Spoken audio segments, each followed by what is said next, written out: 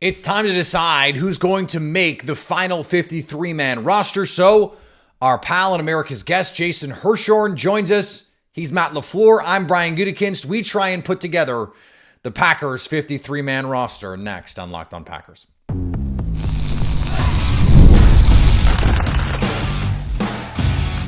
You are Locked On Packers, your daily Green Bay Packers podcast. Part of the Locked On Podcast Network, your team every day. You are Locked On Packers, part of the Locked On Podcast Network, your team every day. I'm Peter Bukowski, and I cover the Packers for The Leap, a newsletter I would love for you to subscribe to. Follow me on Twitter, Peter_Bukowski. Follow the podcast on Twitter, Locked On Packers. Like us on Facebook. Subscribe to the podcast. iTunes, Spotify, Google Podcasts, wherever you find podcasts, you'll find Locked On Packers, the number one Packers podcast on the internet, and the show for fans who know what happened. They want to know why and how. Thanks to everyone who makes Locked On Packers their first listen every day. We hope you like starting your day with us as much as we like starting our day with you. Today's episode brought to you by our friends at FanDuel. Now through September 22nd, all FanDuel customers can bet $5 and get a 3-week free trial of NFL Sunday Ticket from YouTube and YouTube TV. Visit FanDuel.com/locked on to get started. Jason Hirschhorn, our pal from The Leap, America's guest. He joins me for our annual tradition, unlike any other, where he plays Matt LaFleur, I play Brian Gutekunst, and we try and figure out the 53-man roster. If you missed, we had a Saturday show. I understand people are busy on a Saturday.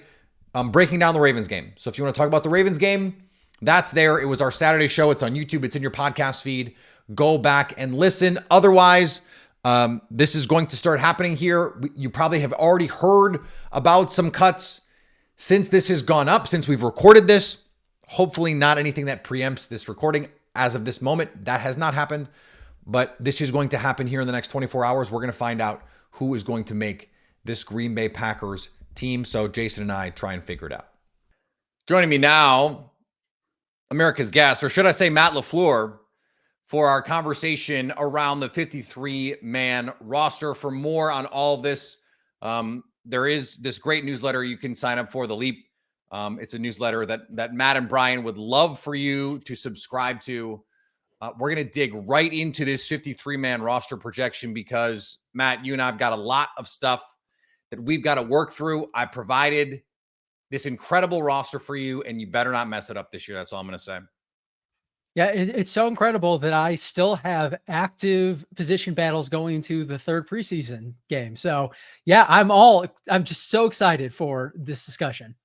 Well, let's start with one of those places where you have some questions, I'm sure. Quarterback, I got to this guy named Jordan Love. I don't know if you've heard of him. He's pretty awesome. We just paid him a boatload of money, and he might be the MVP this year, Matt. So after that, what do you think here? What are we going to do, and why is it going to be someone that I drafted? Because you will not give us any other options. That's true. Yeah, so I feel not particularly confident about either one of these options as they stand today. They were both drafted as developmental quarterbacks, those being Sean Clifford and Michael Pratt. Mm-hmm. But one of these guys is almost 26, or might even be 26 right now, and one of them is 22. I view that as being significant developmental difference. Also, I've seen more positive flashes from Michael Pratt than I have from Sean Clifford over the last two preseason games. Practice, it's been a little more mixed. Sean Clifford obviously struggled very much early on, and then he evened up with the picks in particular. So I don't have a strong lean here, but I guess we go with Michael Pratt, and we pray to the old gods and the new that Jordan Love doesn't get so much as like a fingernail issue. I like Sean Clifford more than most people coming out. I made that obvious when I made him a day 3 pick when most people thought he would be a UDFA. But Michael Pratt has the extra year of team control. So if we're going to go that route, I like it. Do we need to just talk out any other options? Any other options at quarterback? Will you give us more options? One's not on the roster because you said some things the other day after the game that made it seem like, hey, you might be interested in what's going on around the league. So do you have a name in mind around here? Well, if you're willing to open up the checkbook, Ryan Tannehill might be fun, but I don't anticipate that you're going to spend, $4 to $10 million on a backup quarterback. Well, don't speak for me, but you're absolutely right. We're not going to do that. I'm sorry. So Michael Pratt, it is, I think. How do we, are we okay with that? Can we move on? Yeah, I think we keep 2 and only 2 on the 53-man roster. Okay. We have some questions at running back here, Matt, because I brought in Josh Jacobs. I feel pretty good about that. Aaron Jones is in Minnesota somewhere wearing a purple sombrero for reasons that we can't really go into right now. AJ Dillon is back because we got a CBA loophole in the mafia accounting that is the NFL CBA. And Marshawn Lloyd's a 3rd-round pick. So those guys are going to be on this roster. Are we okay with just saying that? Or is AJ Dillon's injury going to affect this year? I got to know. TBD, Brian. TBD. I don't like TBD. So does that mean when we open the season, Emmanuel Wilson has got to be on the team? Well, I look at it through one or two lenses. We could put one of these running backs, I guess theoretically both, but probably one on injured reserve. It would knock them out for the first 4 weeks. But because of a new rule change, we are allowed to put them on IR before final cuts and then bring them back to the 53 during the season. Now, I'd be more willing to do that with AJ Dillon than Marshawn Lloyd because they can't practice during that window, at least until the very end of it. So if we put Lloyd on IR, that effectively means he will have been out of practice for well over a month by the time he's eligible to come back. And I don't know if it's going to be more than a few weeks before he's able to come back. He might be able to practice as soon as the end of this upcoming week if things go very well. So I have hesitation about putting him on IR, even if it's somewhat shaky he's going to be available to us in week 1. Even if he was available to us, I don't know how much we're going to be able to put on his plate right away. So I do think in some way, shape, or form, we're going to need to have somebody else. Now, we could release Emmanuel or waive Emmanuel Wilson, try to get him back on the practice squad, and then elevate him to the 53 in week 1. But, there's a lot of ifs involved there. What do you think? Well, we brought AJ Dillon back on this short-term cheap deal that we even got a discount on. Obviously, neither you or I think he's anything great shakes long-term. I've been really impressed with what I've seen from Emmanuel Wilson in this preseason. Looks like a different guy to me. Looks like someone who is a little bit stronger, has a more decisive nature when he's seeing what's happening in front of him. So I'm comfortable, if you are, with the injuries, going with 4 running backs on the roster, since we don't really have a lot of good clarity right now about where this is going to go. We have some flexibility with the new rules, but I'm okay with 4 guys here. But we can sort of yellow light this right now if you want. Well, as long as you're not going to make me use all of them in pony personnel, I think we can move forward with 4. Okay, I like 4, and we'll figure this out. If we need to get creative at the end with IR, we can do that. Let's move to tight ends. 2 guys I know you and I really like, and then 1 guy that you really like, and I'll pretend to understand why. Luke Musgrave and Tucker Kraft, they're locks. Tyler Davis, that's the guy. That's obviously everyone's guy. Everyone knows that Tyler Davis is that guy. Do we need to have a discussion about anybody else, or is that it? Is that the 3? I think that we could use a 4th because of what they would mean on special teams. Like, we need more of those tight end bodies for what is essentially a running play now on the kickoffs. Now, Tyler Davis is going to factor into that, but what if there's an injury? What if we frankly just need to decide in the middle of the year that we need to even have more beef along that front?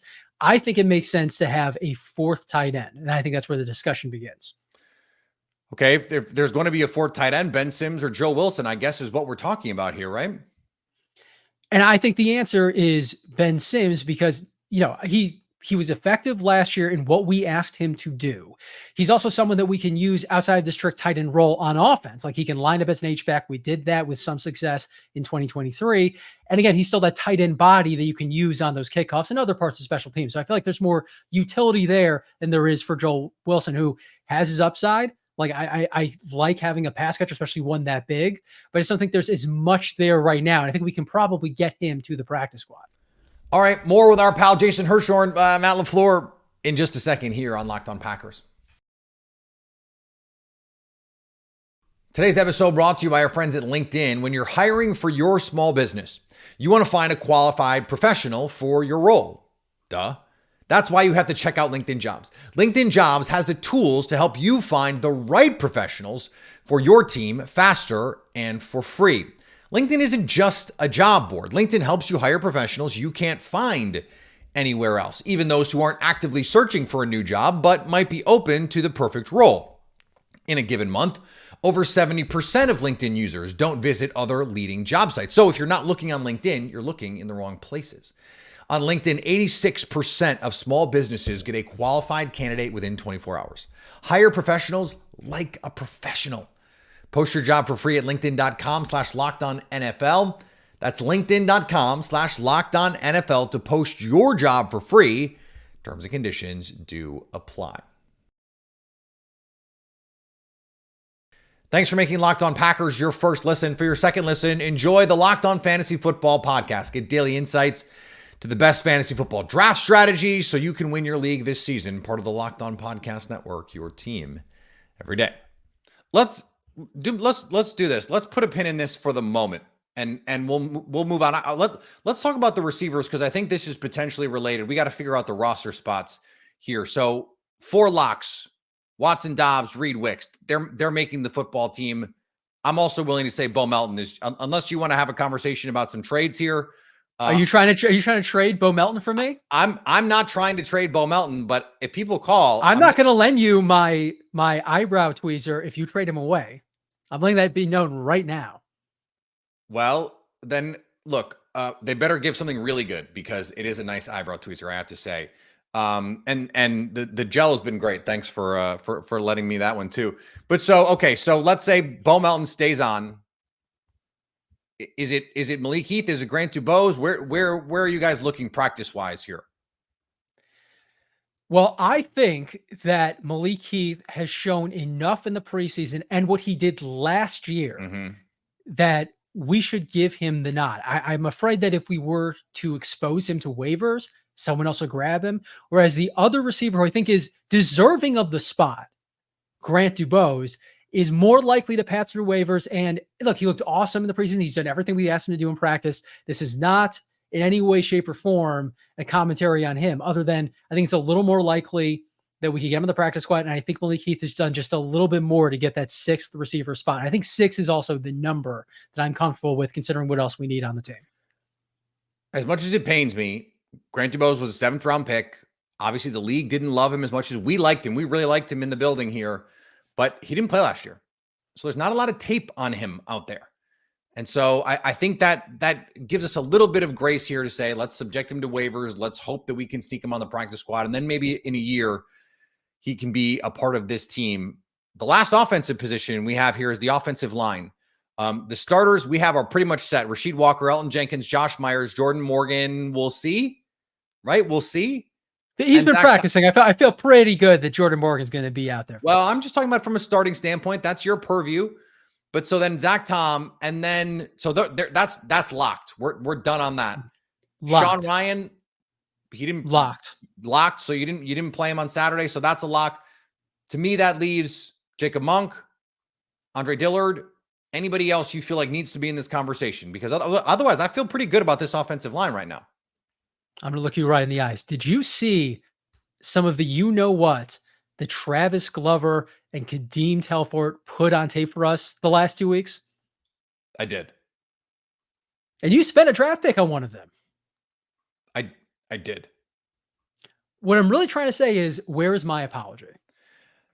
Well, it's a lot of ball game. And look, at least in one of those cases, I drafted him. So, you could Luke Butkus and Adam Stenovich and those guys could get their hands on him a little bit. That's the whole, have you seen the pictures of him? He's huge. He's enormous. He is, but he also sent Steno to therapy. Like, that's the situation that we have now when he goes out there at right tackle. Travis Glover, that is. All right. So we have eight on the offensive line. I think 8's the number. Okay. So we're dealing with this tight end situation. We can come back to that. Defensive front. Do you want to do it by position, edge first? Oh yeah. Let's go with that edge. I got a lot of talent in this room. Matt, you've seen these first round picks, Rashawn Gary, Lucas Van Ness, Preston Smith, who I paid a lot of money for. No one has paid more. We don't have to go into that. And Kingsley Enagbare, that's the 4. Do we need to go deeper than that? I think we do. Now, those 4 have been very, very strong. So it's not a commentary on them. It's more of, I'm a little concerned about what's going to happen to Enagbare over the course of the season. Like, he has that partially torn ACL that he can play through. Like, it's very odd. And hopefully he's fine. But what if it turns out that like he aggravates it, or he's compensating for the injury with something else and another thing goes wrong? I just think we need to make sure we have at least one more guy who's able to, really set the edge, rush the passer, that if Enagbare goes down or is unavailable for a period of time, that we're able to have another person for that rotation. And who is that person in your mind? Are we talking about Aaron Mosby? See, I thought it was going to be Brenton Cox Jr., but did you see what Aaron Mosby did? Like, it was so much better than the last 4 seasons of How I Met Your Mother. Like, it's the best work we've seen from a Mosby in almost a decade now. I think Brenton Cox and Aaron Mosby are pretty close on here. I really like both of those guys. Does how you feel about the defensive tackles affect at all how you feel about this? Because Lucas Van Ness can slide inside a little bit if you need him to. Rashawn Gary can slide inside a little bit. Are you willing to give there, or do you feel pretty dogmatic about who the guys you want to stick with are there? It's not necessarily the exact personnel. It's more of a volume thing. Again, because of the situation with Enagbare, I do think we need to have at least one more. I'll defer to you on which one of those guys we retain. If you want to have a discussion about retaining both of them, I'm open to it. But I think 5 is the minimum we need to have considering the situation. To me, it's Brenton Cox. The extra year, I think, matters on the team. We've seen the development.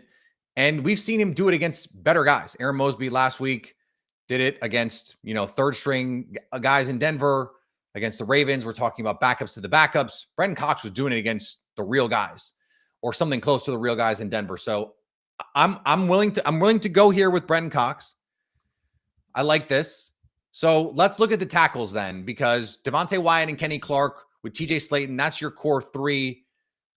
Carl Brooks, Kobe Wooden. Is that just, are we just set? Can we just set it and forget it there with tackle? Yeah, I think so. I mean, who else would we talk about? Jonathan Ford got banged up in this last preseason game. I actually have forgotten about the existence of James Esther. That's a fake person. You made that person up. Well, I didn't. You signed him. And then you also signed Keontae Shad, who, we've barely gotten a look at. I can't really say too much about him either way. So, maybe one of those guys we can put on the practice squad. But I think in terms of the 53, those 5 that we talked about earlier, those are the guys. Okay, so let's move on to linebacker. 10 total on the defensive front is where we are. This is the odd even difference affects this a little bit. So let's go to linebacker. Quay Walker, first round pick. The less said about where he was drafted, the better. Isaiah McDuffie played for Jeff Hafley, your guy. Let's see how that works out. And then Tyron Hopper and Edgerrin Cooper. That seems like our lock 4 here. How many more? What more do you need from me at linebacker? Well, I mean, we've been given a lot of work on defense to Eric Wilson, and he's not a superstar by any means, but he's held up fine so far, and we know what he can do on special teams. So I think that's a name that we shouldn't just consider. I would push very strongly for. What about Christian Welch? We just saw the performance that he put together. Near interception against the Ravens, and then the actual interception. Had an interception a week ago. I thought looked pretty good running the alley and run defense. Like, 6 linebackers off the ball. There's going to be injuries here. We've seen what the injury, and 2 rookies in this room. Do we need to go to 6? I'm open to it. That said, we've seen Eric Wilson against the ones, not just in practice, but also during games. So I think that also works in his favor if it comes down to those 2.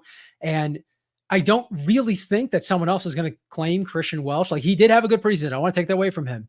But, he's also a deep reserve linebacker. So if someone was to claim him, I think we'd be fine. And I think we hope that we can just bring him back on the practice squad and see what we can do from there. Someone I was really excited about. He outperformed my expectations. I'll tell you that. Let's look at corner then, and let's stick with 5 for now, and we'll go to the corner situation. The starter is going to be Ja, Eric Stokes, Keyshawn Nixon, question mark? I don't question him. Why are you questioning Keyshawn Nixon? Well, I drafted these Have you great seen guys. how John Bullard looks like he looks like he's one of the best 11. Evan Williams looks like he's one of the best 11. Matt, I'm just saying, like, talk to your boy. Yeah, no, Javon Bullard's going to get playing time there too. It's a competitive environment. Do you want them to go out there and compete each and every day? Each and every day. It's definitely a phrase I'm fond of saying. But yeah, those are going to be. You didn't even drop the National Football League there. I'm disappointed. That's normally your thing. Okay, well, next time I will. But yes, those 3 are going to be our starting corners in nickel. And we have Carrington Valentine now back from his hamstring injury. So I think all of those 4 we're comfortable with. What are we doing after those at corner? I really like Kalen King, 7th round pick. We got the multiple years of team control here with him. Really like that. I feel like he needs to be on this team. The question after that is, do Corey Ballantyne and Robert Rochelle both need to be on this team? Well, let's talk about King a little bit. Have you seen him try to pass off coverage? Have you seen him try to zone up on or try to man up on the exterior? Like, it's a work in progress. He's a nickel. It seems like he's a nickel corner. Maybe a safety. He could be a safety. You're always trying to move our boys to safety. I understand it's your job. And our safeties to corner. Like, you just pick the talent, and you guys got to figure it out.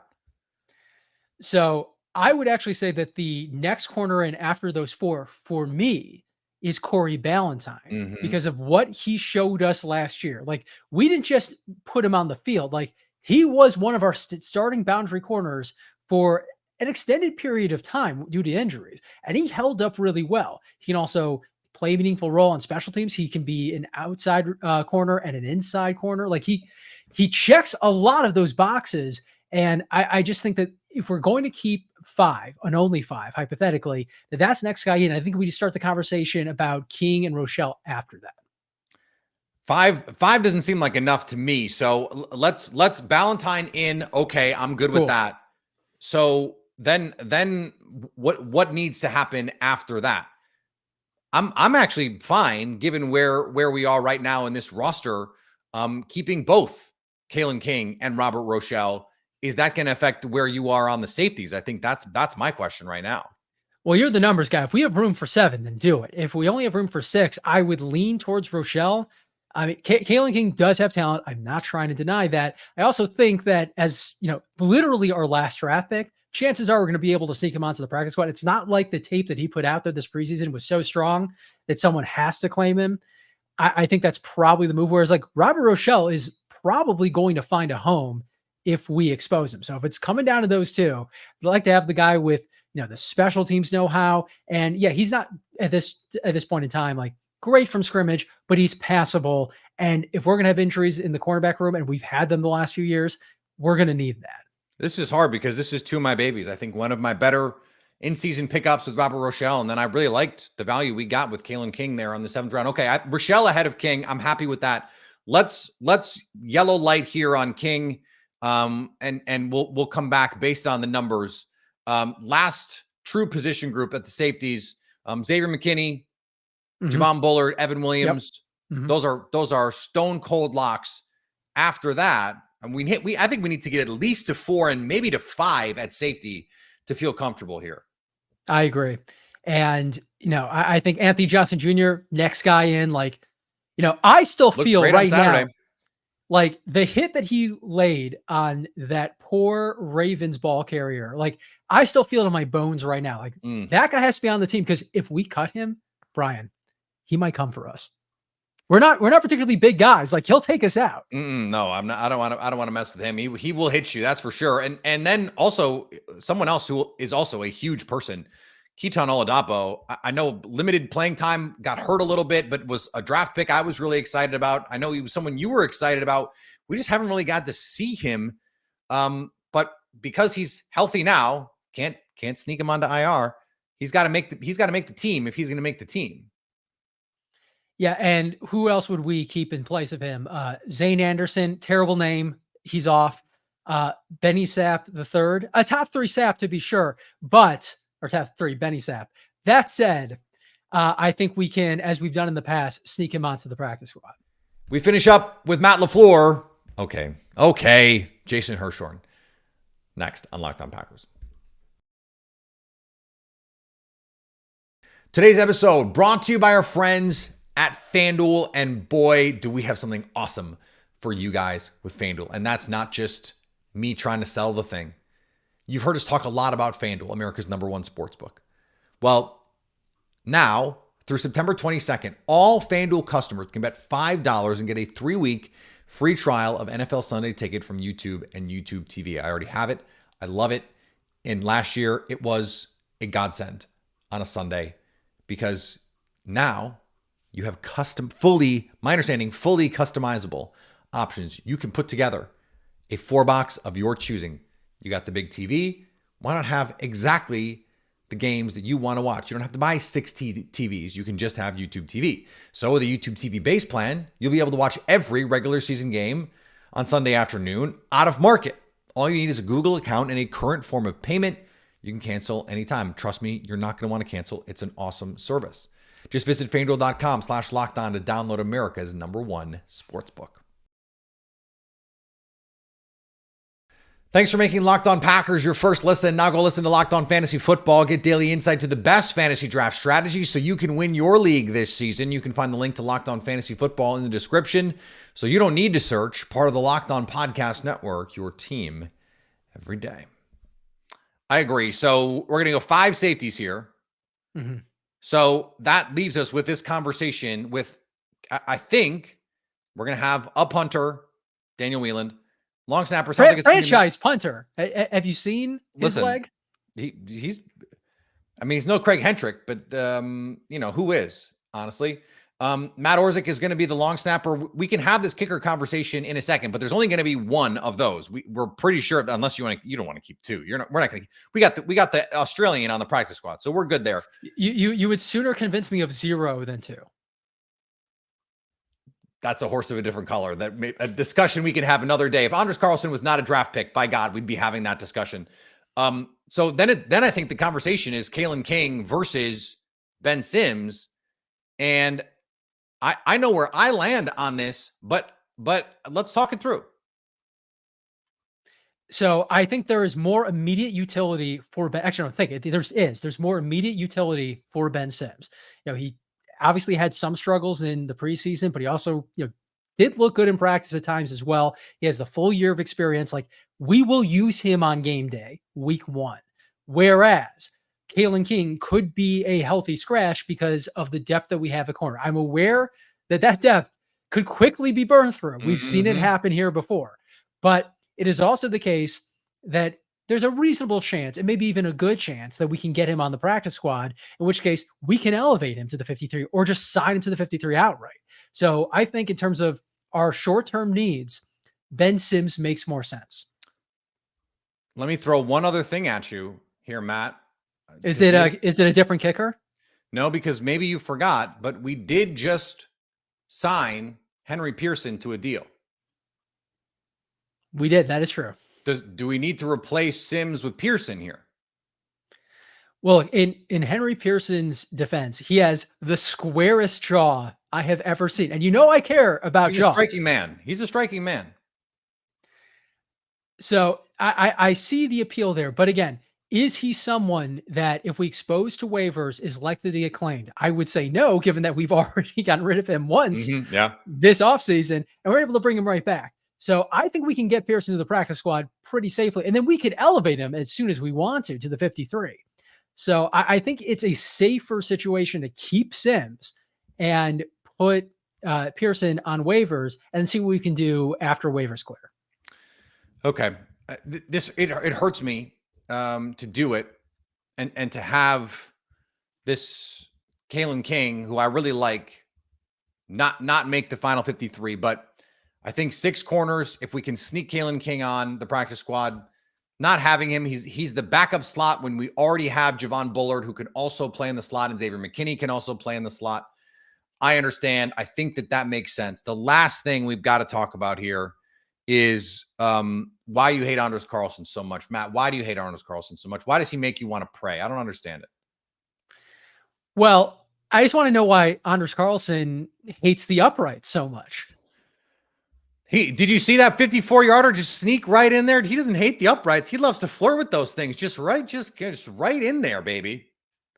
Yeah, look, he wants to doink it in. It would be great if he could, but I don't feel particularly great anytime we have to line up for a kick, any kick, an extra point, a 37-yard attempt, not really a hypothetical.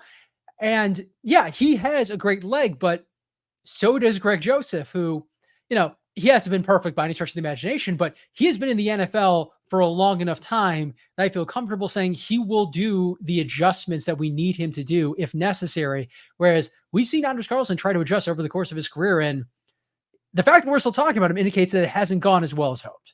Yeah. I don't know if you heard that that Locked On Packers guy made a joke about Anders Carlson missing him if he tried to kick him in the dick. And I'd like to kick that guy in the dick if he's going to make jokes like that. I don't really appreciate him talking about my draft picks that way. But so you want it to be Greg Joseph is what you're telling me. I really want it to be someone else entirely. But if it's going to be one of the guys that you, Brian Gutekunst, have given us, I think Greg Joseph is the most reliable option.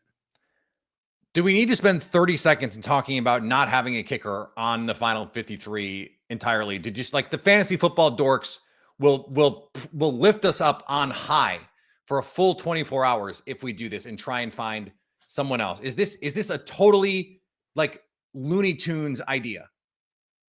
The fact that you framed it as making the fantasy bros happy makes me actually want to keep both kickers now. But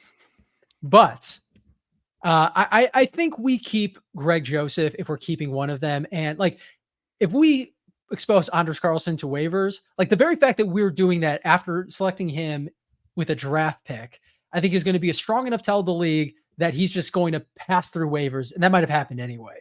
Greg Joseph, he might pass through waivers as well, but I have less confidence in that situation. And, I'm certainly not ready to put Alex Hall into a regular season game. Like he might develop into something. That's why we're going to use that IPP designation on him. But if it's going to be one of those two guys, I feel better about Joseph. Not great, but better. Okay, you've convinced me. And it was just a 6th round pick. I got to stop taking special teams players in the draft. I have to stop doing it. This is a picadillo of mine. I got to stop doing it. I'm working on it. I'm seeing a therapist about it. Talking to a very nice person over at BetterHelp, and I'm working on it. So I think if my math is correct, we got this done because we added the tight end. We took away the safety. I think we got to 53. If we didn't, the league will let us know. We'll break the character here, Jason. And thanks for doing that with me. It was a lot of fun. It's always one of my favorite things. People ask about it, and I love that they love it. Is this more or less how you see this playing out, or is there something that if you're going to try and project it, that you'd go, maybe if we had 45 more minutes, we could have gotten into something else? There are a few things I think will end up being different, or at least I suspect will be different. I think Grant DeBose is a little more likely to get that final spot because of the draft pick designation. Like, I could be wrong about that. I think Malik Heath has probably shown enough to merit it in his own right, but we know how it works with the Packers and Brian Gutekunst, like draft picks will get the edge when it's close. I kind of suspect they're going to go with Anders Carlson as the kicker. If it's going to be one of those two guys, it's a little shakier after today. But LaFleur really did not seem on Saturday, did not seem happy with QB2 or kicker. Like he really made it seem like, oh, we'll see what happens around the league. Like he was sending a very strong signal to Brian Gutekunst, like, please do something. Yeah, he did not seem thrilled. And I suspect that Kalen King is going to make the roster again because of the draft pick designation. And he does have talent. Like it's not like a crazy idea that he would make it. Yeah. And they certainly want to have depth there given, Jair Alexander's had injury issues. Eric Stokes obviously has injury issues. And Carrington Valentine really hasn't until that hamstring injury earlier this year, but we know the nature of hamstring injuries in general, even if it's not something that you as an individual struggle with normally, like any individual one can end up lasting and lingering for a while. So I think they might push for 6 corners. But yeah, and then the offensive line, like my guess is that they'll end up going 9 as opposed to 8, just because, draft pick stuff again. I think we got the 8 that they will keep almost for sure. And then, maybe Travis Glover gets thrown on there because he was a draft pick. And, he's had obviously some very bad moments, but when he does the things right, like you can see why they were excited about him. So yeah. Those are the areas when I originally did this exercise before we talked it through, I only had 3 tight ends on my final list, and I only had 9 defensive line total. I did not have Brenton Cox on the final 53.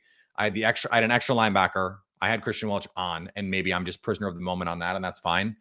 And I had Kalen King on, and so that was where I just had flipped those. But I was fine with the arguments that you made. Like I've been convinced by your argument about the special teams and the new kickoff rules with the tight ends since you made it in the UDFA prospectus. So I won't be surprised at all if another one of those big bodies. But that was one of the reasons why I had Welsh on there, because it's like that's your like for like size. Exactly. So that's interesting. If there's going to be a surprise cut, do you have an idea of who it might be? We'll cut this if they don't. If someone else crazy gets cut, no, we won't. I mean, I guess, and it wouldn't be straight like a straightforward cut because I guess he's technically injured right now. But I guess I'd be a little surprised if it ended up being Dillard. Like he's hurt right now. They suggested it's not like that long term of a concern. I don't know if that means that he's going to be unavailable for week 1 or if he should be fine by week 1. But that third tackle situation, what would actually happen in a game if Rasheed Walker or Zach Tom went down, is very unclear. Like Elton Jenkins could kick out to tackle, and my guess is that would be their preference if it was, let's say, a tackle went down on a Wednesday. In a game, that's where I think they're more likely to insert their number 3 tackle. And, if Dillard's not ready to go, it gets very hairy there because, there's no one else other than the guys who are already starting who I think they'd be comfortable with in that spot. Yeah, and moving Jordan Morgan, who has not practiced in training camp at tackle basically at all. That's the tricky part. Like if you want him to be a swing tackle, he needs reps there, and he hasn't had them since the spring. So that makes this all very complicated. It will be a lot to follow, which we will be doing as part of the Leap, because that's what we do at the Leap newsletters that Jason and I would love for you to subscribe to. Jason, we will talk to you again very soon. Appreciate it, man. Take care, Peter. All right, that was fun, as it always is. We didn't run crazy long this year. I think this is probably the shortest podcast Jason and I have ever done of any kind. So congrats to us. This is going to be fast and furious here over the next couple days. So we have this full week to talk about who's on the roster, who's off. And then, the following week in earnest, we get to start talking about the Philadelphia Eagles. Friday of kickoff weekend in Brazil. I absolutely cannot wait. Follow me on Twitter, Peter_Bukowski. Ty Dunn coming on the show this week. Follow the podcast on Twitter, Locked On Packers. Wherever you find podcasts, you can subscribe to Locked On Packers, the social medias, and we are running a special promotion this week as part of Locked On Packers. In fact, over the next 2 weeks, go subscribe, follow us on Instagram, like one of the posts that we're putting out here for this, win a Jordan Love jersey. Tag a friend in the comments. That's all you got to do. If you're following Locked On Packers and you tag a friend in the comments of one of these posts that we're going to put out over the next couple days, the next almost 2 weeks, you can be entered to win the real deal Jordan Love jersey. So go follow us over on our Instagram page for your chance to win so you can stay Locked On Packers.